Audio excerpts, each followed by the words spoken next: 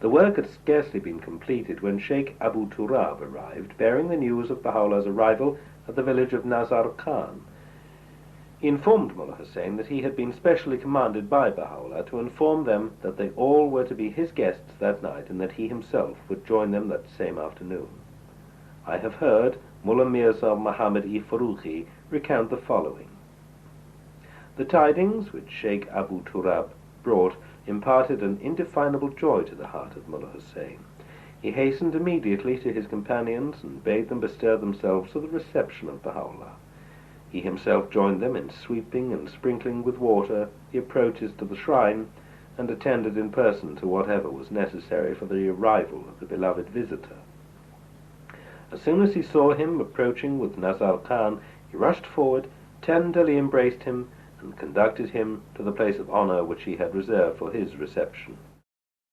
We were too blind in those days to recognize the glory of him whom our leader had introduced with such reverence and love into our midst. What Mullah Hussein had perceived, our dull vision was as yet unable to recognize. With what solicitude he received him in his arms, what feelings of rapturous delight filled his heart on seeing him. He was so lost in admiration that he was utterly oblivious of us all. His soul was so wrapped in contemplation of that countenance that we, who were awaiting his permission to be seated, were kept standing a long time beside him. It was Baha'u'llah himself who finally bade us be seated. We too were soon made to feel, however inadequately, the charm of his utterance, though none of us were even dimly aware of the infinite potency latent in his words. Baha'u'llah, in the course of that visit, inspected the fort and expressed his satisfaction with the work that had been accomplished. In his conversation with Mullah Hussein, he explained in detail such matters as were vital to the welfare and safety of his companions. The one thing this fort and company require, he said, is the presence of Qurus. His association with this company would render it complete and perfect. He instructed Mullah Hussein to dispatch Mullah Midi-i Kui with 6 people to Sari, and to demand of Mirza Muhammad Taqi that he immediately deliver Qudus into their hands. The fear of God and the dread of his punishments, Baha'u'llah assured Mullah Hussein, will prompt him to surrender unhesitatingly his captive. Ere he departed, Baha'u'llah enjoined them to be patient and resigned to the will of God. If it be his will, he added, we shall once again visit you at this same spot, and shall lend you our assistance. You have been chosen of God to be the vanguard of his host and the establishers of his faith. His host verily will conquer. Whatever may befall, victory is yours, a victory which is complete and certain. With these words, he committed those valiant companions to the care of God, and returned to the village with Nazar Khan and Sheikh Abu Turab. From thence he departed by way of Nur to Tehran. Mullah Hussein set out immediately to carry out the instructions he had received. Summoning Mullah Mihdi, he bade him proceed together with 6 other companions to Sari, and ask that the Mujtahid liberate his prisoner. As soon as the message was conveyed to him, Mirza Muhammad Taqi unconditionally acceded to their request. The potency with which that message had been endowed seemed to have completely disarmed him. I have regarded him, he hastened to assure the messengers, only as an honored guest in my house. It would be unbecoming of me to pretend to have dismissed or released him. He is at liberty to do as he desires. Should he wish it, I would be willing to accompany him. Mullah Hussein had in the meantime apprised his companions of the approach of Qudus, and had enjoined them to observe towards him a reverence such as they would feel prompted to show to the Bab himself. As to myself, he added, you must consider me as his lowly servant. You should bear him such loyalty that if he were to command you to take my life, you would unhesitatingly obey. If you waver or hesitate, you will have shown your disloyalty to your faith. Not until he summons you to his presence must you in any wise venture to intrude upon him.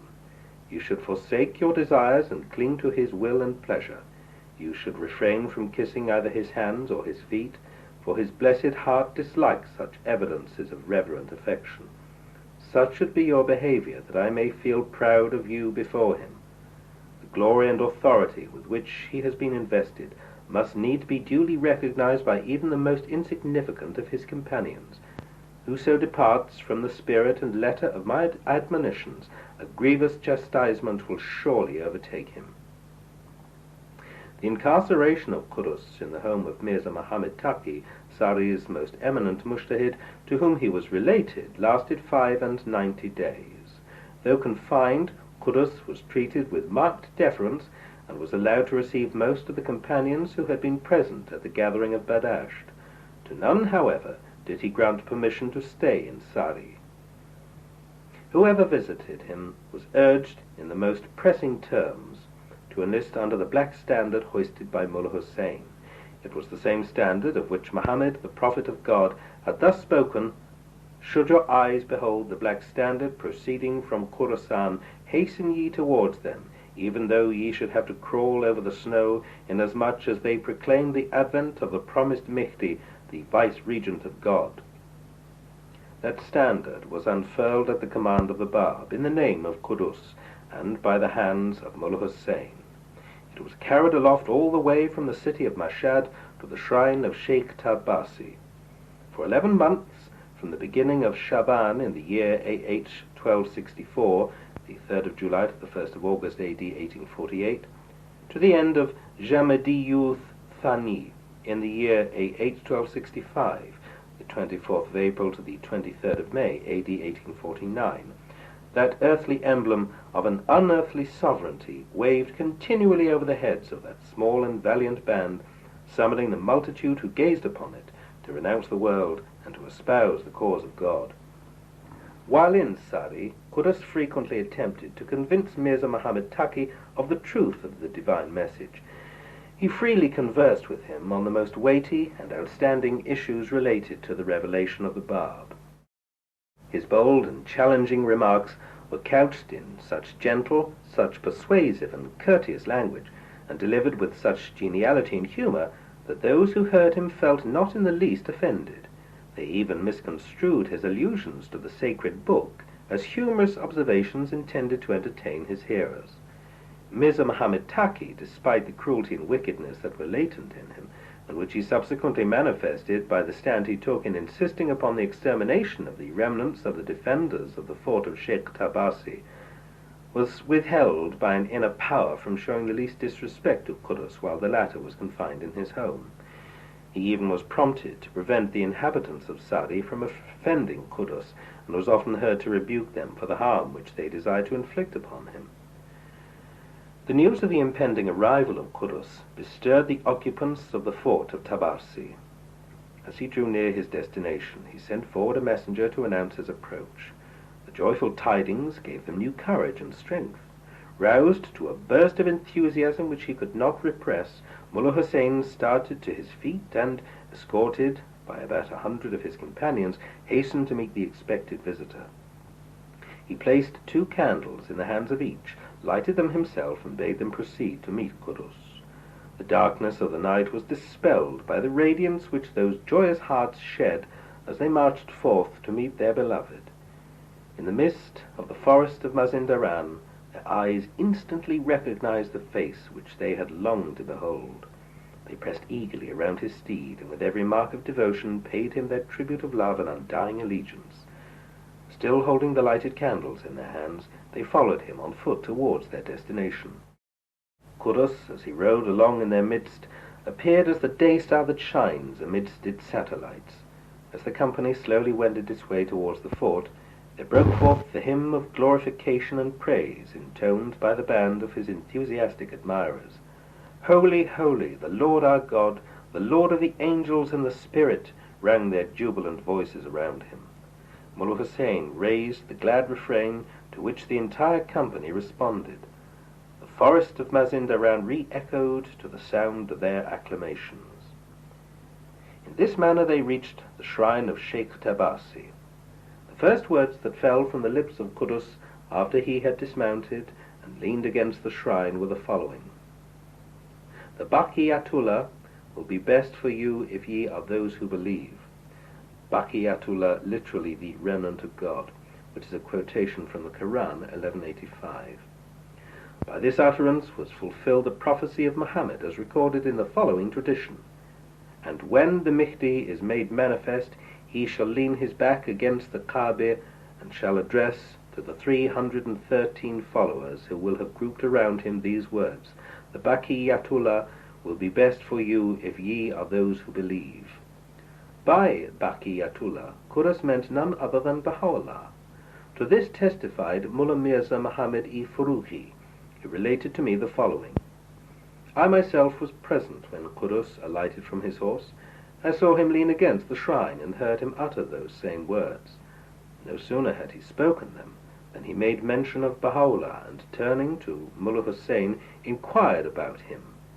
He was informed that unless God decreed to the contrary, he had signified his intention to return to this place before the first day of Muharram, which is the 27th of November, 1848. Shortly after, Qudus entrusted to Mullah Hussein a number of homilies, which he asked him to read aloud to his assembled companions. The first homily he read was entirely devoted to the Bab, the second concerned Baha'u'llah, and the third referred to Tahiri. We ventured to express to Mullah Hussein our doubts whether the references in the second homily were applicable to Baha'u'llah, who appeared clothed in the garb of nobility. The matter was reported to Qudus, who assured us that, God willing, its secret would be revealed to us in due time. Utterly unaware, in those days, of the character of the mission of Baha'u'llah, we were unable to understand the meaning of those allusions, and idly conjectured as to what could be their probable significance. In my eagerness to unravel the subtleties of the traditions concerning the promised Qaim, I several times approached Qudus, and requested him to enlighten me regarding that subject. Though at first reluctant, he eventually acceded to my wish. The manner of his answer, his convincing and illuminating explanations, served to heighten the sense of awe and of veneration which his presence inspired. He dispelled whatever doubts lingered in our minds, and such were the evidences of his perspicacity that we came to believe that to him had been given the power to read our profoundest thoughts and to calm the fiercest tumult in our hearts. Many a night I saw Mullah Hussein circle round the shrine within the precincts of which Qudus lay asleep.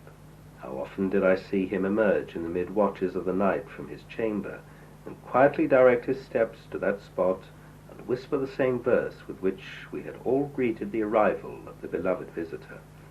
With what feelings of emotion I can still remember him as he advanced towards me in the stillness of those dark and lonely hours which I devoted to meditation and prayer, whispering in my ears these words: Banish from your mind, O Mullah Mirza Muhammad, these perplexing subtleties, and freed from their trammels, arise and seek with me to quaff the cup of martyrdom. Then will you be able to comprehend, as the year 80 dawns upon the world, the secret of the things which now lie hidden from you. A footnote here as to the mention of the year 80, reference to the year AH 1280, AD 1863-4, in which Baha'u'llah declared his mission in Baghdad. Qudus, on his arrival at the shrine of Sheikh Tabarsi, charged Mullah Hussein to ascertain the number of the assembled companions. One by one he counted them and passed them in through the gate of the fort, 312 in all. He himself was entering the fort in order to acquaint Qudus with the result, when a youth who had hastened all the way on foot from Bafarush suddenly rushed in and, seizing the hem of his garment, pleaded to be enrolled among the companions and to be allowed to lay down his life whenever required in the path of the beloved. His wish was readily granted. When Qudus was informed of the total number of the companions, he remarked, Whatever the tongue of the Prophet of God has spoken concerning the promised one must needs be fulfilled, that thereby his testimony may be complete in the eyes of those divines who esteem themselves as the sole interpreters of the law and traditions of Islam. Through them will the people recognize the truth and acknowledge the fulfillment of these traditions. A footnote here says, the assembling of 313 chosen supporters of the Imam of Taliq Khan of Khorasan is one of the signs that must needs herald the advent of the promised Qaim. From E.G. Brown's A History of Persian Literature in Modern Times, AD 1500 to 1924, page 399. Every morning and every afternoon during those days, Qudus would summon Mullah Hussein and the most distinguished among his companions and ask them to chant the writings of the Bab. Seated in the Maidan, the open square adjoining the fort and surrounded by his devoted friends, he would listen intently to the utterances of his master, and would occasionally be heard to comment upon them. Neither the threats of the enemy nor the fierceness of their successive onsets could induce him to abate the fervour or break the regularity of his devotions. Despising all danger and oblivious of his own needs and wants, he continued, even under the most distressing circumstances, his daily communion with his beloved, wrote his praises of him, and roused to fresh exertions the defenders of the fort. Though exposed to the bullets that kept ceaselessly raining upon his besieged companions, he, undeterred by the ferocity of the attack, pursued his labours in a state of unruffled calm. "My soul is wedded to thy mention," he was wont to exclaim. "Remembrance of thee is the stay and solace of my life. I glory in that I was the first to suffer ignominiously for thy sake in Shiraz. I long to be the first to suffer in thy path a death that shall be worthy of thy cause." He would sometimes ask his Iraqi companions to chant various passages of the Koran, to which he would listen with close attention, and would often be moved to unfold their meaning. In the course of one of their chantings they came across the following verse: "With somewhat of fear and hunger, and loss of wealth and lives and fruits, will we surely prove you, but bear good tidings to the patient." These words, Qudus would remark, were originally revealed with reference to Job and the afflictions that befell him. In this day, however, they are applicable to us, who are destined to suffer those same afflictions. Such will be the measure of our calamity that none but he who has been endowed with constancy and patience will be able to survive them. The knowledge and sagacity which Qudus displayed on those occasions, the confidence with which he spoke, and the resource and enterprise which he demonstrated in the instructions he gave to his companions, reinforced his authority and enhanced his prestige. These at first supposed that the profound reverence which Mullah Hussein showed towards him was dictated by the exigencies of the situation rather than prompted by a spontaneous feeling of devotion to his person. His own writings and general behavior gradually dispelled such doubts and served to establish him still more firmly in the esteem of his companions. In the days of his confinement in the town of Sari, Qudus, whom Mirza Muhammad Taqi had requested to write a commentary on the Suri of Ikhlas, better known as the Suri of Kul Huwallahul Ahad, composed in his interpretation of the Sa'd of Samad alone, a treatise which was thrice as voluminous as the Koran itself. That exhaustive and masterly exposition had profoundly impressed Mirza Muhammad Taqi, and had been responsible for the marked consideration which he showed toward Qudus, although in the end he joined the Sayyidul Ulama in compassing the death of the heroic martyrs of Sheikh Tabasi. Qudus continued, while besieged in that fort, to write his commentary on that Suri, and was able, despite the vehemence of the enemy's onslaught, to pen as many verses as he had previously written in Sari in his interpretation of that letter. The rapidity and copiousness of his composition, the inestimable treasures which his writings revealed, filled his companions with wonder and justified his leadership in their eyes. They read eagerly the pages of that commentary which Mullah Hussein brought to them each day, and to which he paid his share of tribute. The completion of the fort and the provision of whatever was deemed essential for its defense animated the enthusiasm of the companions of Mullah Hussein, and excited the curiosity of the people of the neighborhood. A few out of sheer curiosity, others in pursuit of material interest, and still others prompted by their devotion to the cause which that building symbolized, sought to be admitted within its walls and marveled at the rapidity with which it had been raised. Qudus had no sooner ascertained the number of its occupants than he ordered that no visitor be allowed to enter it.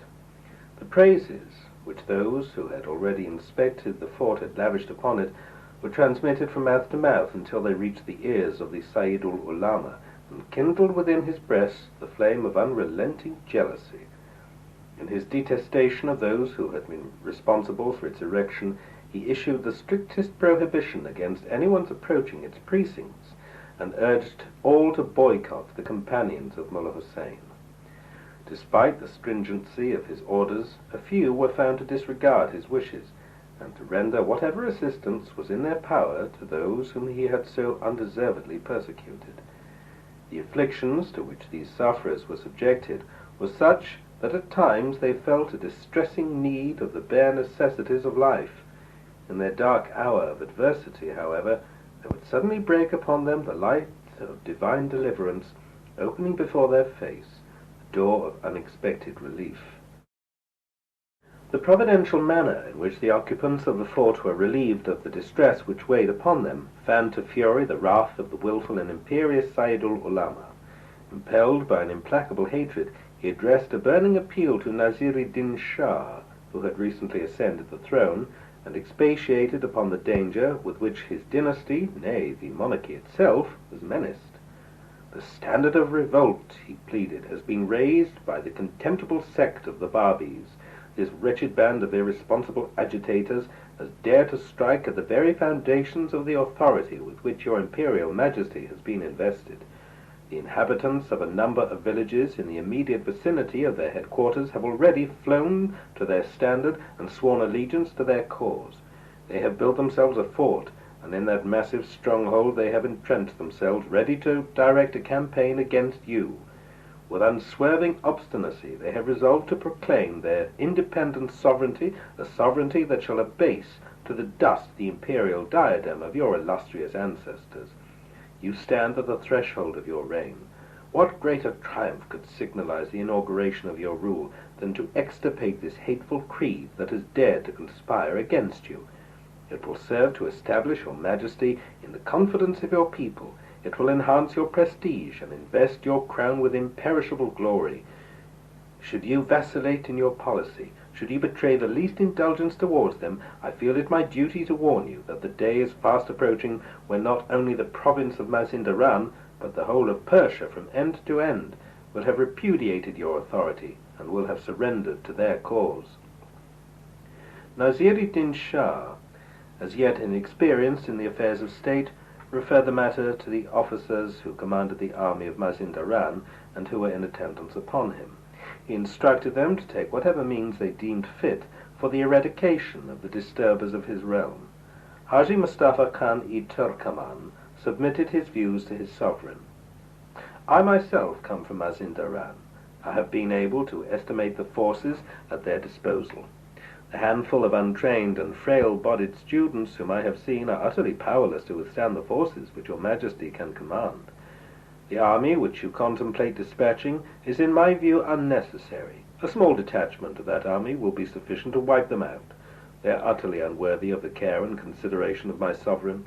Should your majesty be willing to signify your desire, in an imperial message addressed to my brother Abdullah Khan-i-Turkaman, that he should be given the necessary authorities to subjugate that band, I am convinced that he will, within the space of 2 days, quell their rebellion and shatter their hopes.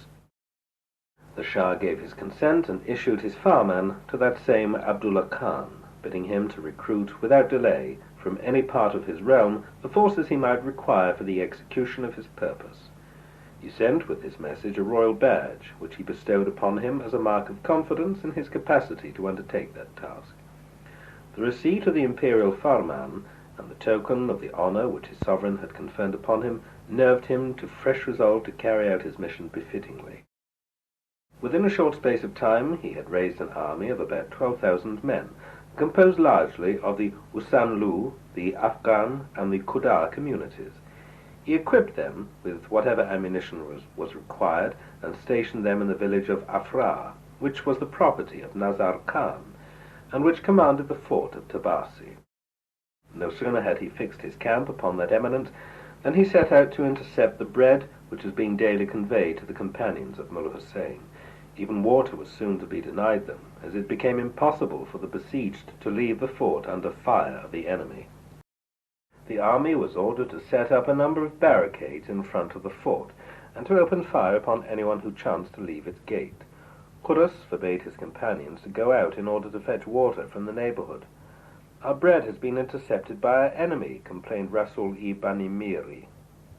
"What shall befall us if water should likewise be denied us?" Qurras, who was at that time, the hour of sunset, viewing the army of the enemy in company with Mullah Hussein from the terrace of the fort, turned to him and said, A scarcity of water has distressed our companions. God willing, this very night a downpour of rain will overtake our opponents, followed by a heavy snowfall, which will assist us to repulse their contemplated assault. That very night, the army of Abdullah Khan was surprised by a torrential rain which overwhelmed that section which lay close to the fort. Much of the ammunition was irretrievably ruined.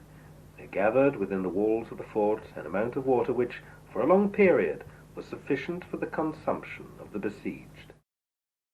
In the course of the following night, a snowfall, such as the people of the neighborhood, even in the depth of winter, had never experienced, added considerably to the annoyance which the rain had caused.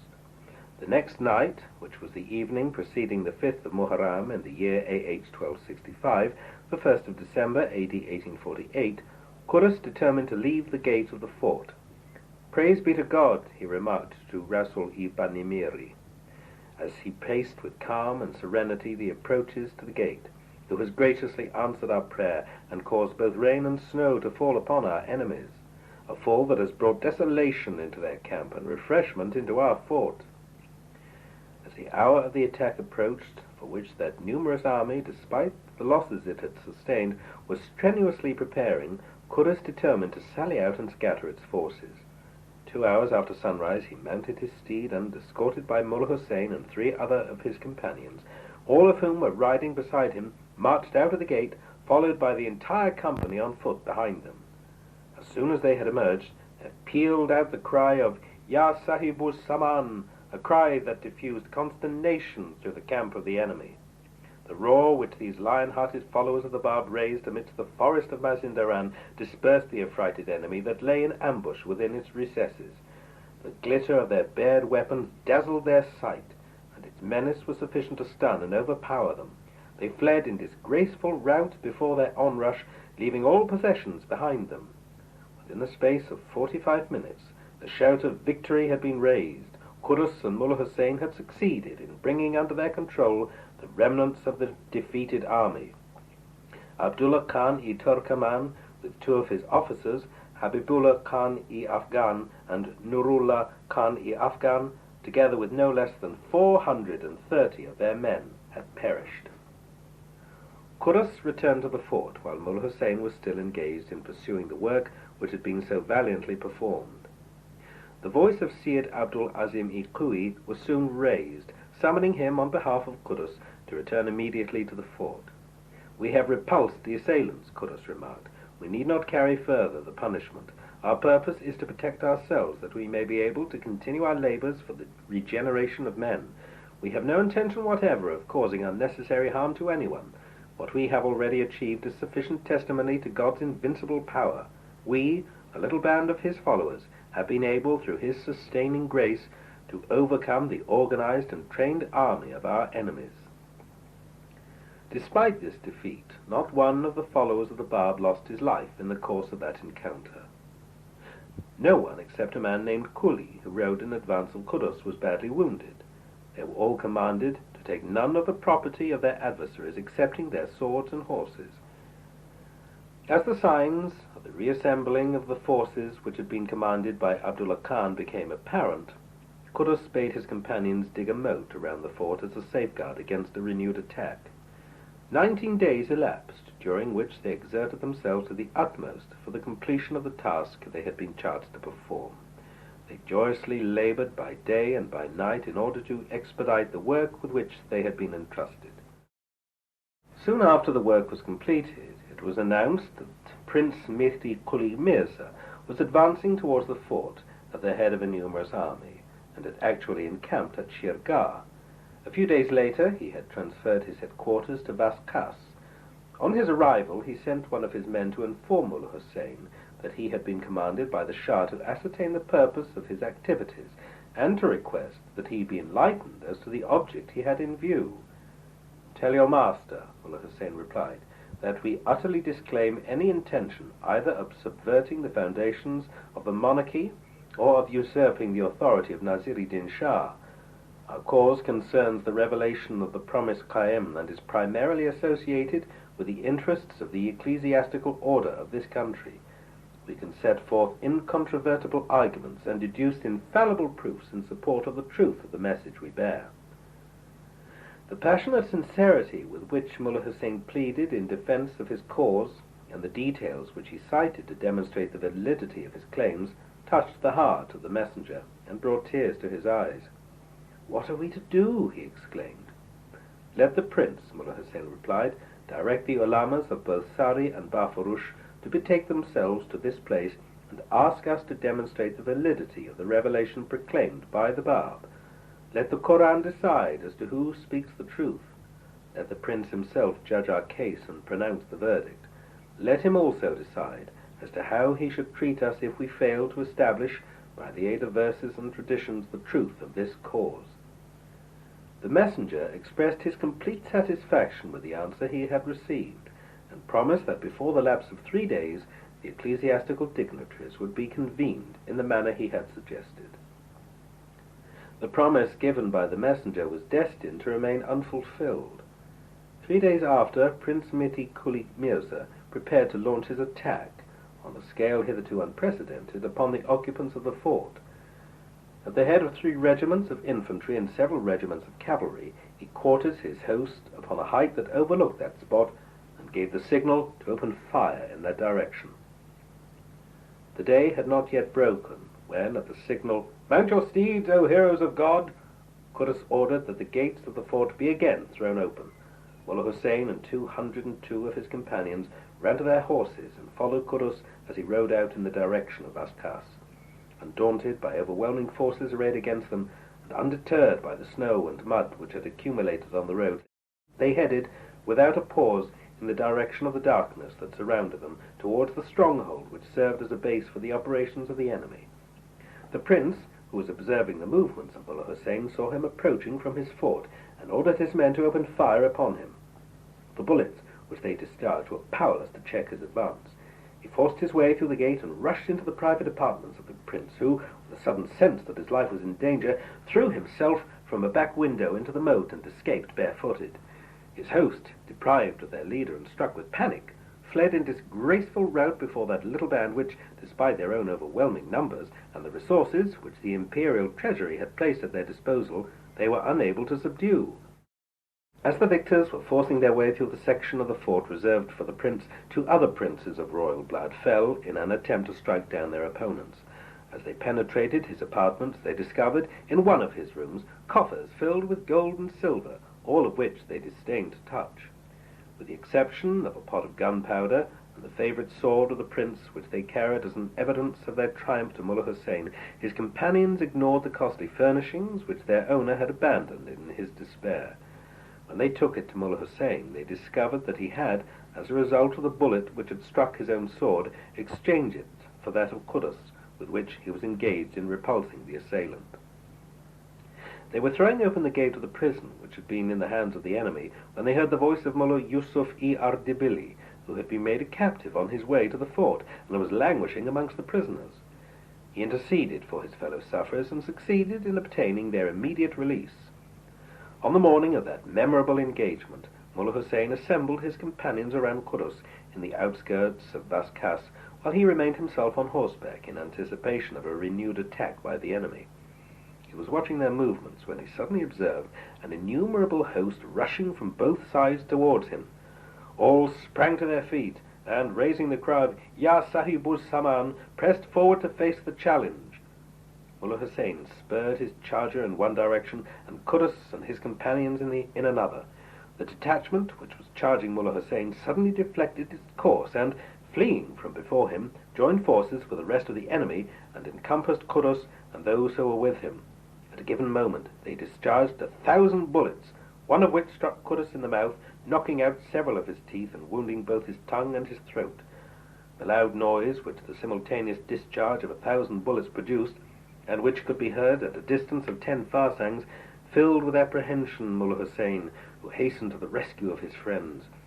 As soon as he reached them, he alighted from his horse, and, entrusting it to his attendant, Tamba Ali, ran towards Qudus. The sight of blood dripping profusely from the mouth of his beloved chief struck him with fear and dismay. He raised his hands in horror, was on the point of beating himself upon the head when Qudus bade him desist. Obeying his leader instantly, he begged him to be allowed to receive his sword from his hand, which, as soon as it had been delivered, was unsheathed from its scabbard and used to scatter the forces that had massed around him. Followed by 110 of his fellow disciples, he faced the forces arrayed against him, wielding in one hand the sword of his beloved leader, and in the other that of his disgraced opponent. He fought a desperate battle against them, and within 30 minutes, during which he displayed marvelous heroism, he succeeded in putting the entire army to flight. The disgraceful retreat of the army of Prince Mehdi Kuli Mirza enabled Mullah Hussein and his companions to repair to the fort. With pain and regret, they conducted their wounded leader to the shelter of his stronghold. On his arrival, Qudus addressed a written appeal to his friends, who were bewailing his injury, and by his words of cheer soothed their sorrow. We should submit, he exhorted them, to whatever is the will of God. We should stand firm and steadfast in the hour of trial. The stone of the infidel broke the teeth of the prophet of God. Mine have fallen as a result of the bullet of the enemy. Though my body be afflicted, my soul is immersed in gladness. My gratitude to God knows no bounds. If you love me, suffer not that this joy be obscured by the sight of your lamentations. This memorable engagement fell on the 25th of Muharram, A.H. 1265, 21st of December, A.D. 1848. In the beginning of that same month, Baha'u'llah, faithful to the promise he had given to Mullah Hussein, set out, attended by a number of his friends, from Nur for the fort of Tabarsi. Among those who accompanied him were Haji Mirza Jani-i Kashani, Mullah Bakir-i Tabrizi, one of the Letters of the Living, and Mirza Yahya, his brother. Baha'u'llah had signified his wish that they should proceed directly to their destination and allow no pause in their journey. His intention was to reach that spot at night, inasmuch as strict orders had been issued ever since Abdullah Khan had assumed the command that no help should be extended under any circumstances to the occupants of the fort. Guards had been stationed at different places to ensure the isolation of the besieged. His companions, however, pressed him, Baha'u'llah, to interrupt the journey and to seek a few hours of rest. Although he knew that this delay would involve a grave risk of being surprised by the enemy, he yielded to their earnest request. They halted at a lonely house adjoining the road. After supper, his companions all retired to sleep. He alone, despite the hardships he had endured, remained wakeful. He knew well the perils to which he and his friends were exposed, and was fully aware of the possibilities which his early arrival at the fort involved. As he watched beside them, the secret emissaries of the enemy informed the guards of the neighborhood of the arrival of the party, and ordered the immediate seizure of whatever they could find in their possession.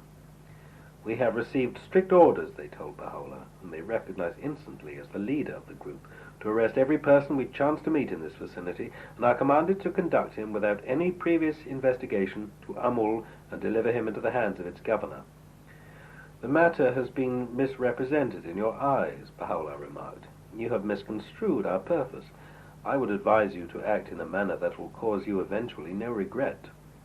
This admonition, uttered with dignity and calm, induced the chief of the guards to treat with consideration and courtesy those whom he had arrested. He bade them mount their horses and proceed with him to Amul.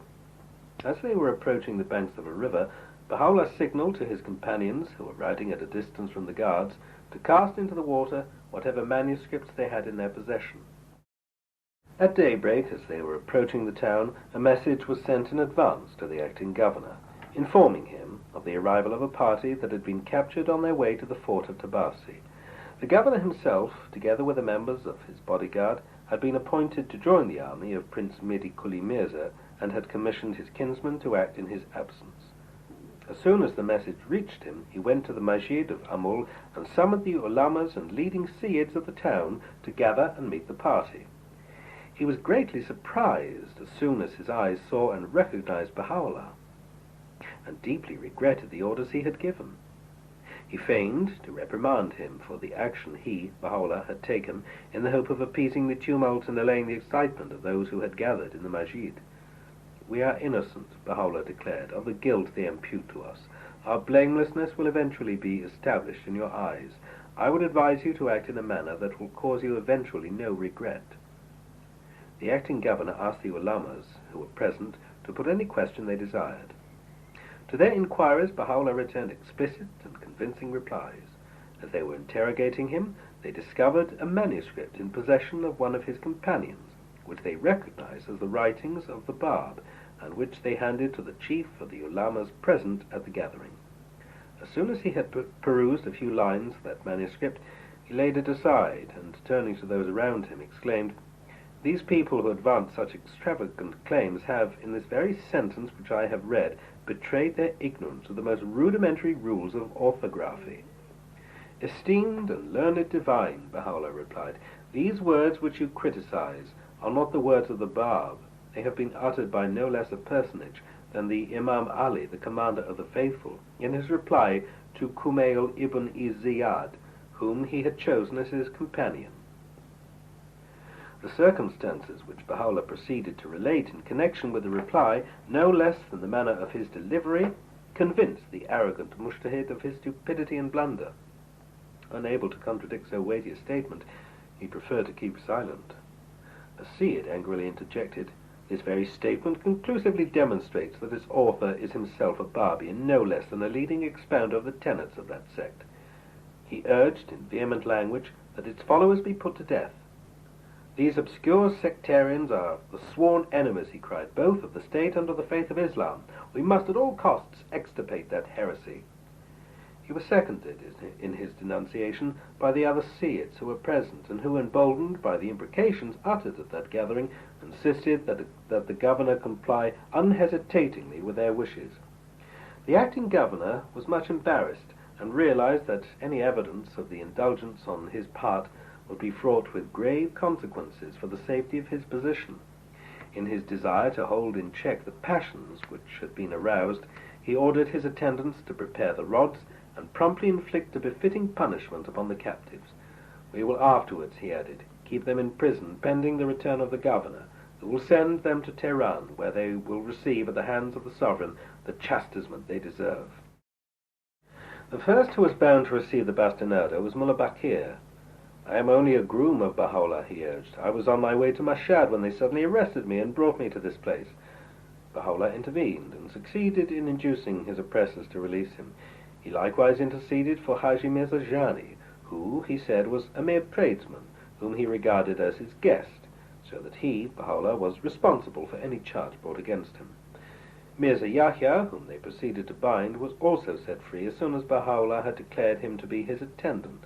"None of these men," he told the acting governor, "are guilty of any crime. If you insist on inflicting your punishment, I offer myself as a willing victim of your chastisement." The acting governor was reluctantly compelled to give orders that Baha'u'llah alone be chosen to suffer the indignity which he had intended originally for his companions.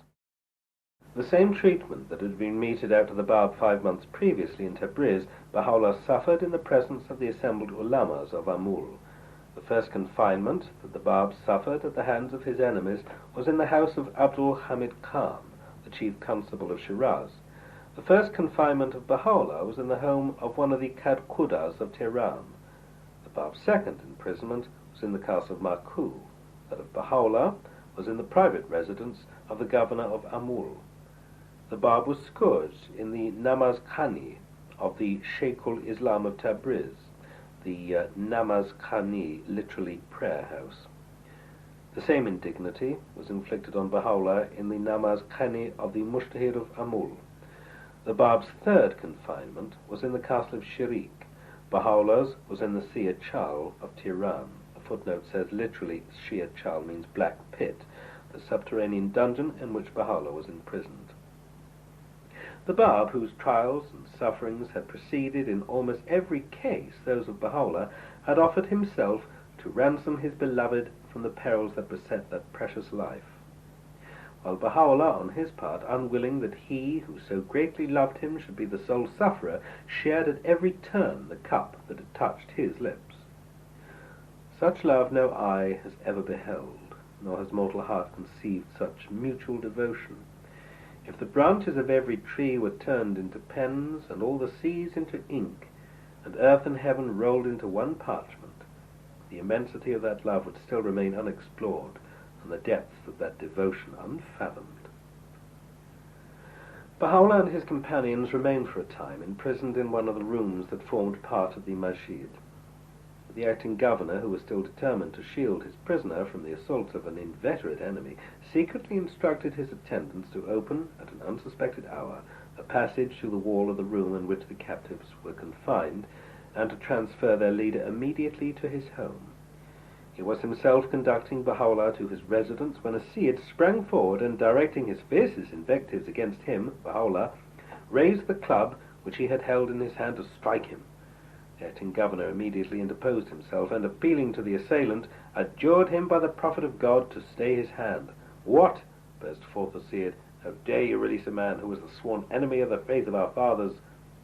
A crowd of ruffians had meanwhile gathered around him, and by their howls of derision and abuse added to the clamour which he had raised. Despite the growing tumult, the attendants of the acting governor were able to conduct Baha'u'llah in safety to the residence of their master, and displayed on that occasion a courage and presence of mind that were truly surprising. Despite the protestations of the mob, the rest of the prisoners were taken to the seat of government, and thus escaped from the perils with which they had been threatened.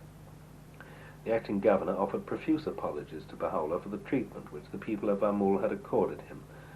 But for the interposition of Providence, he said, no force would have achieved your deliverance from the grasp of this malevolent people.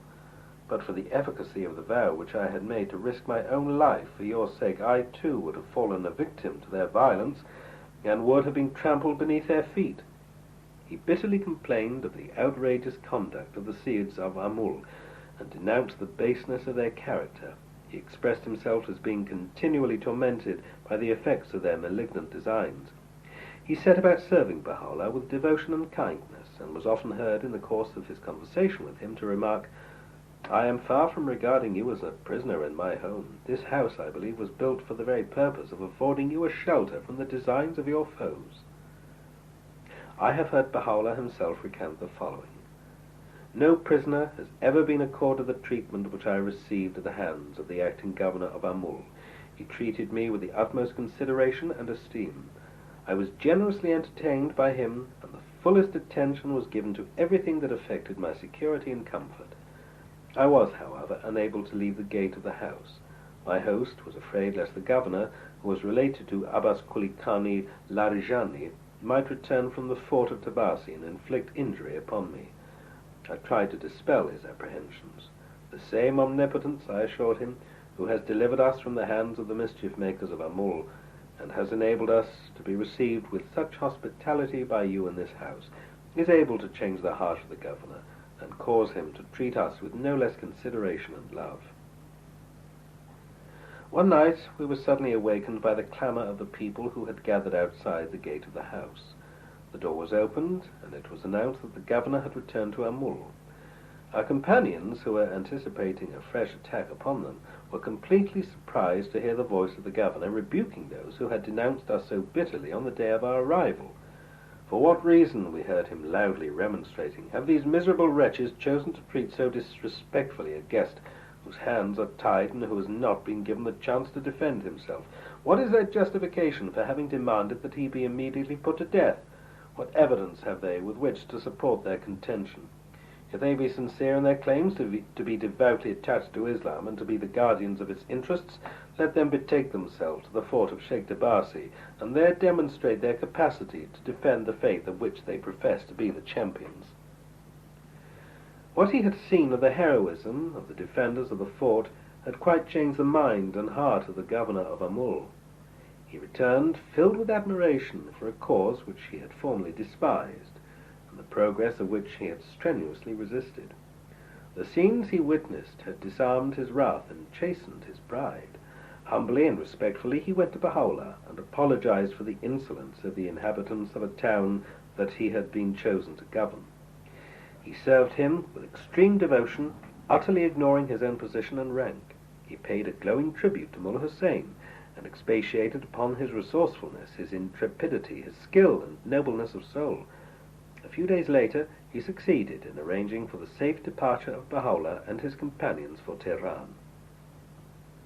Baha'u'llah's intention to throw in his lot with the defenders of the fort of Sheikh Tabasi was destined to remain unfulfilled. For himself extremely desirous to lend every possible assistance in his power to the besieged, he was spared, through the mysterious dispensation of Providence, the tragic fate that was soon to befall the chief participators in that memorable struggle. Had he been able to reach the fort, had he been allowed to join the members of that heroic band, how could he have played his part in the great drama which he was destined to unfold? How could he have consummated the work that had been so gloriously conceived and so marvelously inaugurated? He was in the heyday of his life when the call from Shiraz reached him. At the age of 27, he arose to consecrate his life to its service, fearlessly identified himself with its teachings, and distinguished himself by the exemplary part he played in its diffusion. No effort was too great for the energy with which he was endowed, and no sacrifice too woeful for the devotion with which his faith had inspired him. He flung aside every consideration of fame, of wealth and position, for the prosecution of the task he had set his heart to achieve. Neither the taunts of his friends nor the threats of his enemies could induce him to cease championing a cause which they alike regarded as that of an obscure and proscribed sect.